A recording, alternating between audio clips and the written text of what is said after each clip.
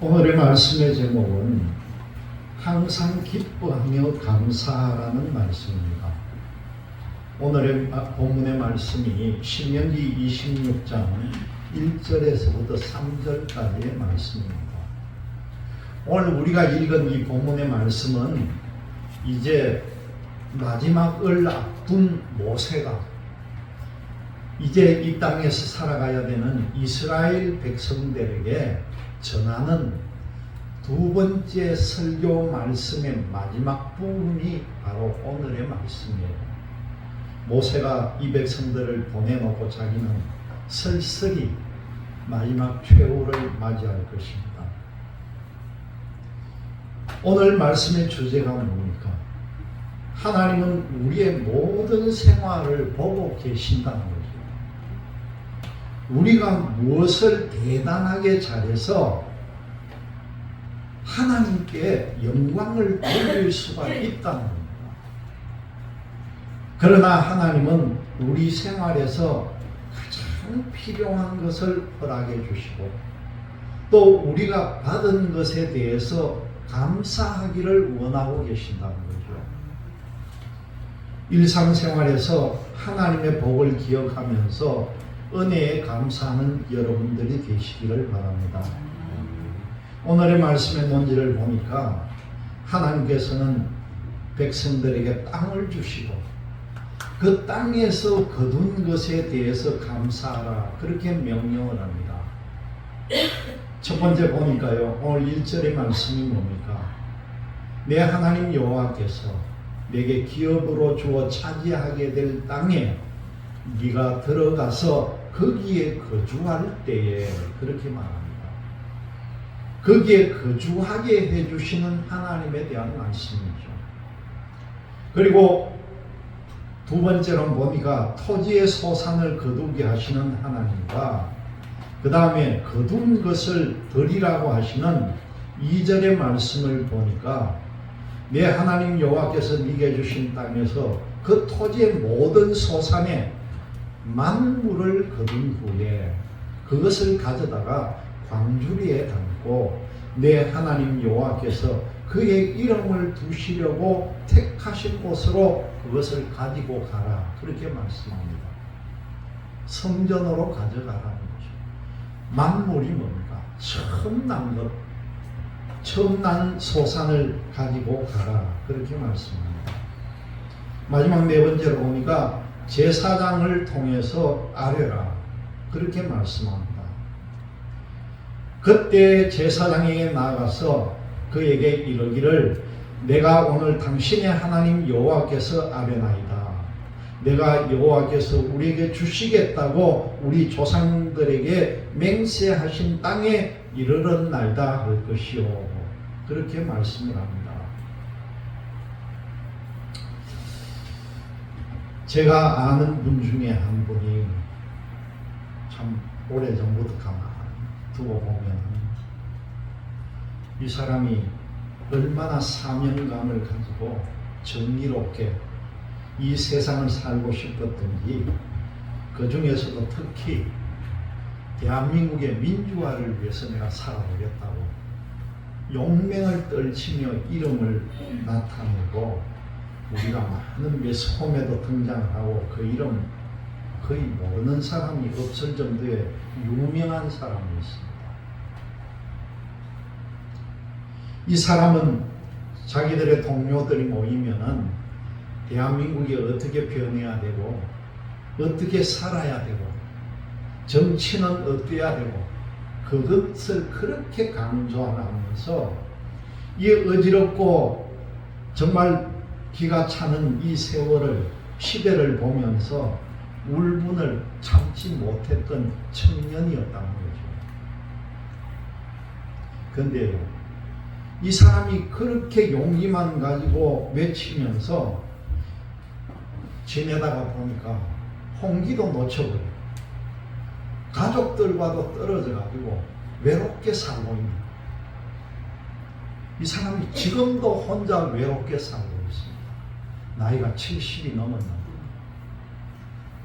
옛날에 그 열정 정말 이 세상을 자기가 다 바꿀 수 있었던 것처럼 그래 생각했지만 현실은 그렇지가 않더라는 거죠.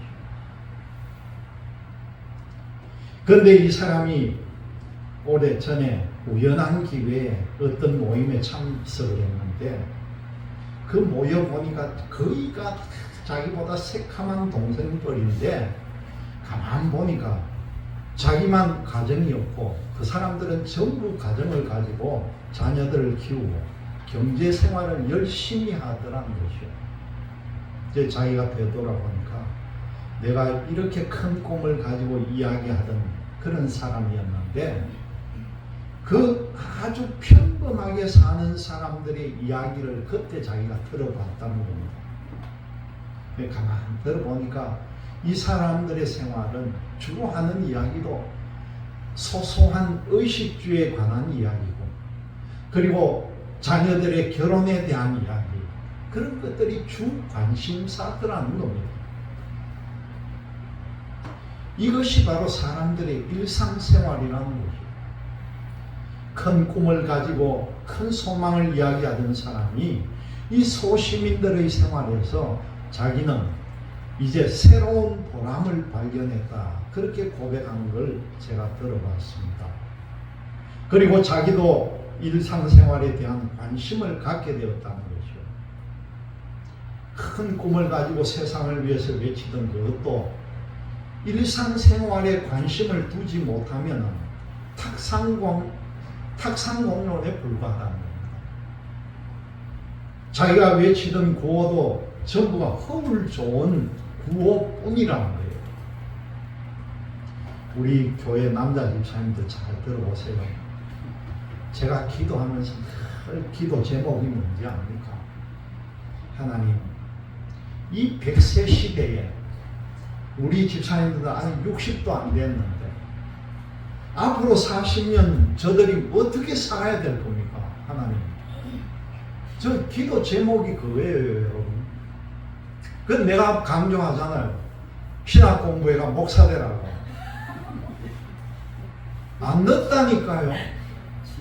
넣었다고 생각했던 그때가 빠른 때입니다, 여러분. 제가 요번에도 수련회 저희 감림산기도원에 한 3일 수련회 하는데 우리 강사 목사님들 와가지고 그 연로 한 80 전후 되는 강사들이 외치는 게 그거예요.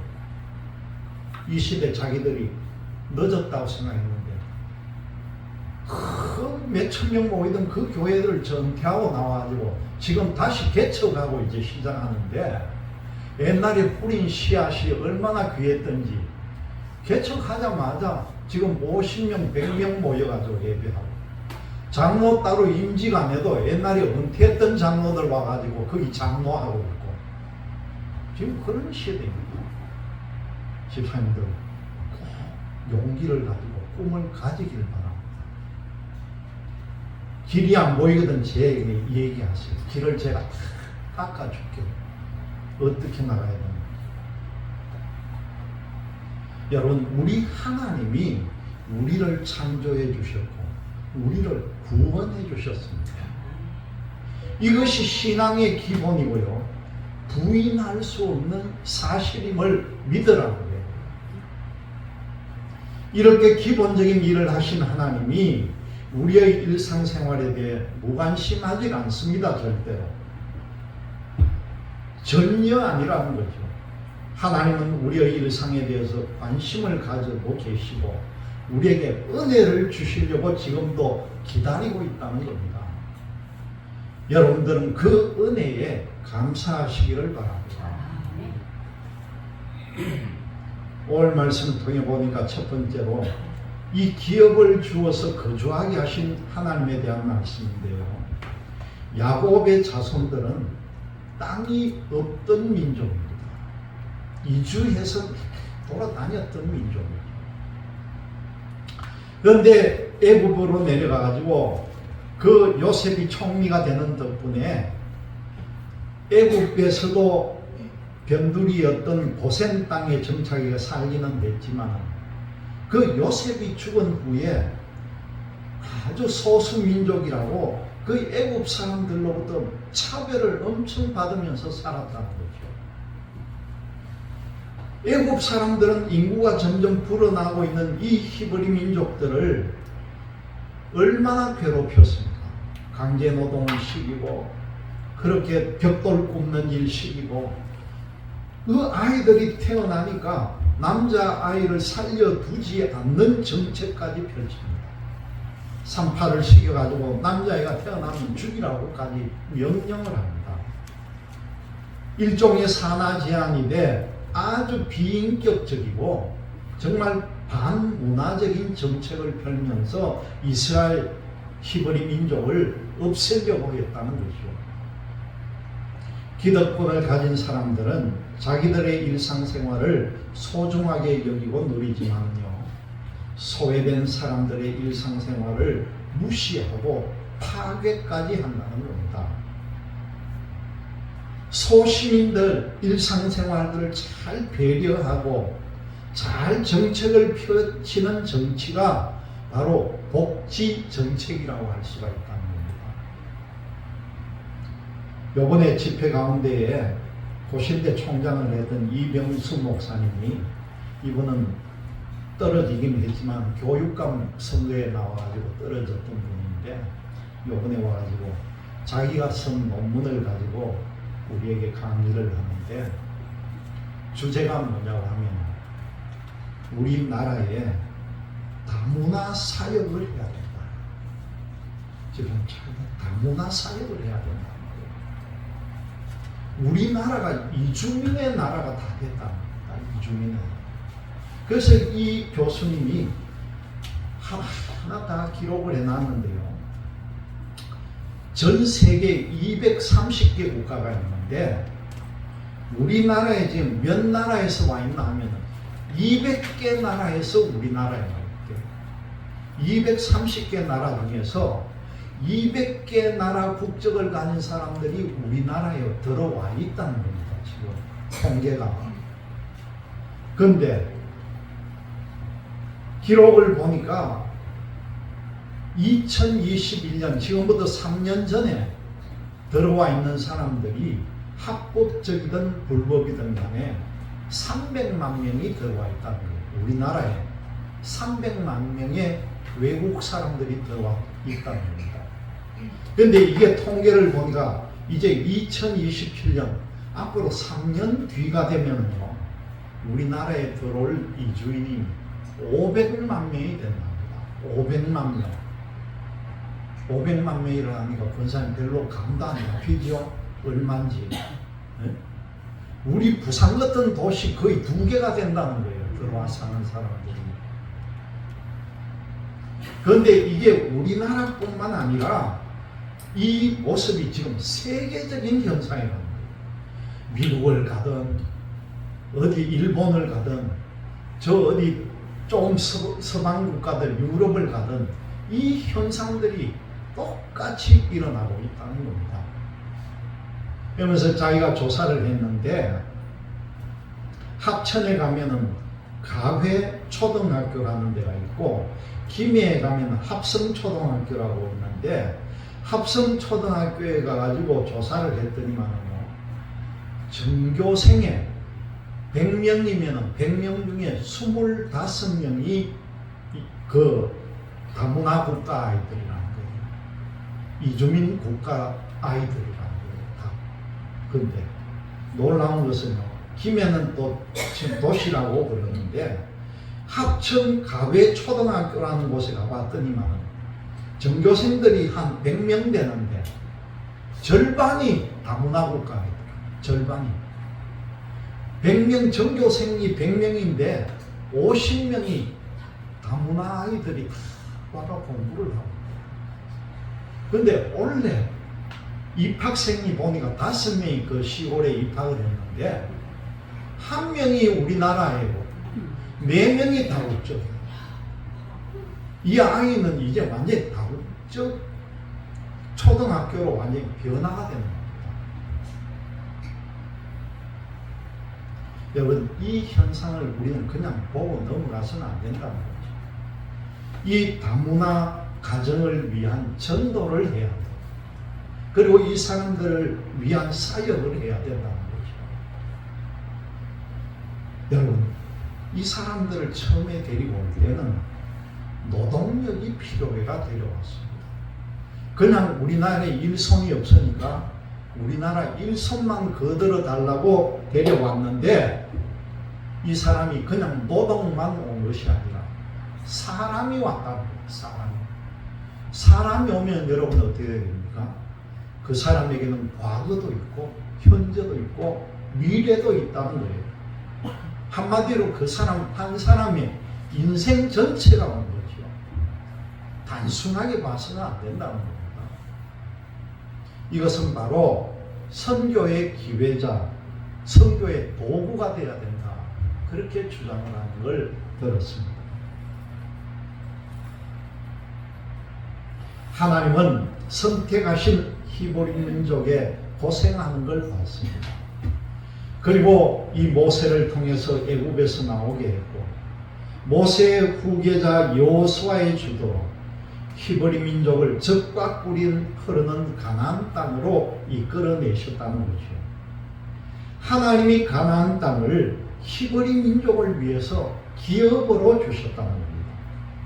히브리 민족은 하나님의 은혜로 땅을 차지하게 되었습니다. 그리고 가나안 땅에서 거주하는 은혜를 받았습니다.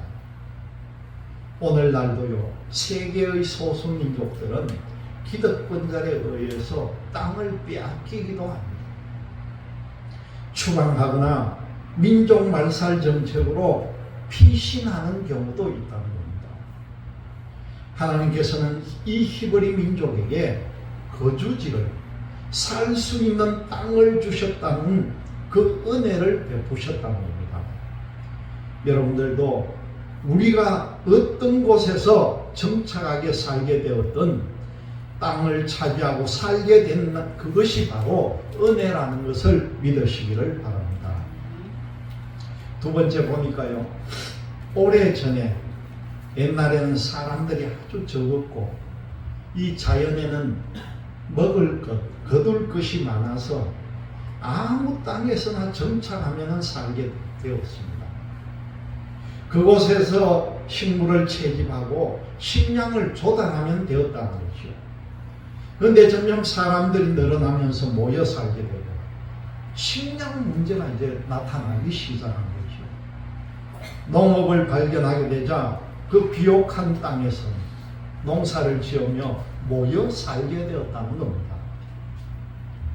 척박한 땅에서는 목축을 하고 좋은 기름진 땅에서는 농사를 지으면서 살았다는 거죠.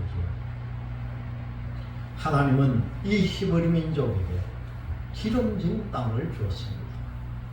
젖과 꿀이 흐르는 땅이라는 말이 뭡니까? 정말 비옥한 땅을 줬다는 거죠. 비옥한 땅에서 농사를 지으면은 정말 좋은 식량을 거둘 수가 있습니다. 여러분, 요즘 이 세계 기상을 보면 얼마나 위기에 옵니까? 오늘날에는 기후 위기로 비가 오지 않아 가뭄을 타거나 안 그러면은 토양 오염으로 해가지고 비옥한 땅이 척박하게 바뀌기도 합니다. 또 지금 전쟁으로 인해서 그 좋은 땅에서 옳게 농사까지 짓지 못하는 그런 환경도 있습니다. 그래도 양식을 얻으려면 어떻게든지 농사를 지어야 한다는 거죠. 이 히브리 민족이 하나님의 은혜로 비옥한 땅에서 걱정 없이 농사를 지을 수가 있었다는 겁니다. 그리고 해마다 추수를 할 수가 있었다는 거죠. 땅에서 사는 것 자체가 하나님의 은혜이고, 농사를 짓든 짐승을 기르든 아니면 어떤 생업을 가지고 있든 그렇게 해서 양식을 얻게 되는 일도 바로 하나님의 은혜임을 믿으시기를 바랍니다. 의식주 중에 주거지를 먼저 주신 하나님이 그 다음에 우리에게 먹거리를 허락해 주셨습니다. 농사를 지으며 토지의 소산을 거두게 했다는 거죠. 산업과 정보화 사회에서 우리가 농사를 안 지어도요, 우리는 먹어야 합니다. 먹는 것이 바로 은혜라는 것이죠. 오늘 말씀을 통해 보니까 세 번째, 처음 거둔 것으로 드리라 하신 하나님의 말씀입니다. 토지의 소산 중에 가장 처음 거둔 것을 만물이다, 그렇게 말씀합니다. 여러분, 우리나라도 과거에 이 1차 산업이 뭡니까? 농업이 1차 산업이죠. 농경국가이던 우리나라가 전국적으로 첫 추수를 하면은요, 온 방송 매체들이 첫 번째 추수하는데 몰려가가지고 원래 첫 수확을 하는 데다 하면서 광고를 하는 그 멘트를 하는 걸 여러분들이 들어봤을 겁니다. 그만큼 신경을 많이 썼다는 거죠.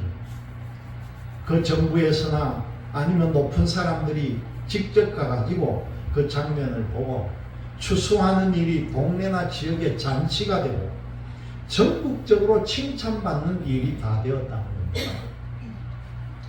보통 그럴 때면은 사람들의 집에서 첫 추수를 하면은 동네 사람들이 모여가지고 잔치를 벌입니다. 그런데 이제 산업사회가 되어가면서 어떻게 되었습니까? 첫 월급 받으면 여러분 내복 사드린 적이 있습니까?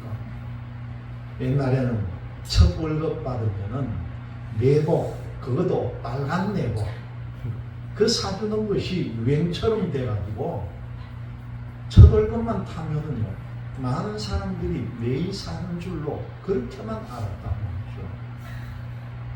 첫 추수 혹은 첫 월급이 바로 하나님의 은혜라는 것이죠. 하나님은 모세를 통해서 히브리 민족이 가나안 땅에서 첫 추수를 하게 될 때에 할 일들을 알려줬습니다. 첫 추수에 거둔 것을 가져다가 오늘 말씀을 보니까 광주리에 담아 하나님께 정하신 곳으로 가져가야 한다, 그렇게 말씀합니다.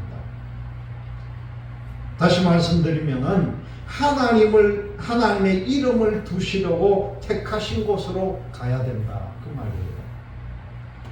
하나님의 은혜를 받았으면 반드시 하나님께 감사를 표시해야 되는 것이 하나님의 백성의 의무라는 겁니다. 그래서 하나님께서 당신의 이름을 두신 곳, 즉 하나님의 이름으로 지정한 곳으로 첫 추수물을 들고 가야 한다, 그 말이죠. 하나님의 이름을 둔 곳이 당시에는 성막이었고 솔로몬 시대 이후에는 성전으로 바뀌었습니다. 지금은 교회라고 볼 수가 있는 거예요. 왜 들고 가겠습니까? 첫 만물, 첫 소산을 왜 들고 가겠습니까? 이것은 바로 하나님의 거라는 겁니다. 첫 소산, 첫 만물은 하나님 것. 그러니까 하나님께 드려야 한다는 거죠. 여러분, 은혜를 받았으면 그 은혜를 말하고 증명해야 하고요, 그 은혜를 감사해야 하는 것이 마땅하다는 것을 꼭 기억하시기를 바랍니다. 마지막에 보니까 제사장을 통해 아뢰라 하신 하나님의 말씀인데, 하나님은 모세를 통해서 첫 수확물을 드리는 방법을 알려주었습니다. 첫 수확물을 들고 가장 먼저 제사장에게로 가라는 거죠. 그리고 제사장에게 말해야 합니다. 제사장이 하나님을 대리해서 사람들의 말을 들어준다는 것이죠. 여기에서 무슨 말이 오고 가겠습니까? 본문에서는 이렇게 말하라고 알려줍니다. 그럼 3절 말씀을 보니까 그 중간절에 뭐라고 합니까? 내가 오늘 당신의 하나님 여호와께 아뢰나이다. 내가 여호와께서 우리에게 주시겠다고 우리 조상들에게 맹세하신 땅에 이르렀나이다 할 것이요. 그렇게 말씀합니다. 첫 수확이 땅에서 나오고 그 땅을 하나님이 주셨다는 거죠. 그 땅을 주신 하나님의 은혜를 기억하고 말로 표현하라는 겁니다. 그냥 잊지 말고 말로 표현하라는 것이요. 하나님이 들으시라고 하나님의 일을 하는 제사장에게 말을 한다는 겁니다. 제사장이 하나님을 향한 감사의 말을 들었다면 감사하는 사람의 마음을 확인할 수가 있다는 거죠. 하나님이 제사장의 권위를 높여줍니다. 제사장은 첫 수확을 드리는 사람으로부터 그 광주리를 받아서 어디에다 놓습니까? 여호와의 제단 앞에 놓는다는 거죠. 그리고 여호와의 제단에서 광주리를 물릴 때는 그것이 바로 제사장의 양식이 된다는 겁니다. 이 원리가 뭡니까? 여러분들이 이렇게 첫 소산을 가지고 하나님께 예물을 드리는 그 예물이 하나님께 드리고 난 뒤에는 아무 직업이 없이 오직 성전의 일을 맡는 제사장의 양식으로 그 제물을 준다는 뜻이잖아요. 하나님이 농사를 짓지 않는 제사장의 생활을 이런 방법으로 책임져 주셨다는 겁니다. 하나님이 제사장에게도 은혜를 베푸시는데 백성들의 믿음과 감사를 사용해서 책임져 주시는 방법을 우리에게 보여주신 내용이 우리가 읽은 본문의 말씀입니다. 여러분, 오늘이 바로 맥주 감사주일로 지키는 날입니다. 하나님은 우리에게 땅과 소산물을 주시는 은혜와 또 감사를 알고 감사를 표시하는 은혜와 목회자들에게도 은혜를 주신다는 것을 알고 늘 감사하는 삶을 살아가시는 여러분들이 되시기를 주님의 이름으로 기원드립니다.